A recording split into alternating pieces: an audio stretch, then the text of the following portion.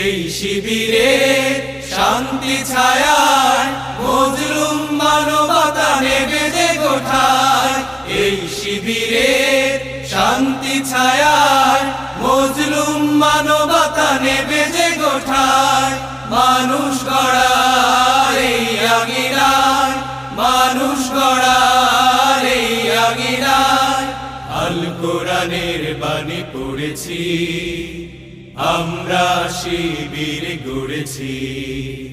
পদ্মা মেঘনা যমুনার তীরে আমরা শিবির গড়েছি। পদ্মা মেঘনা যমুনার তীরে আমরা শিবির গড়েছি। আমাদেরকে হতে তুমির হয়ে জালিমের কণ্ঠ রুখবে। শরিয়তুল্লাহ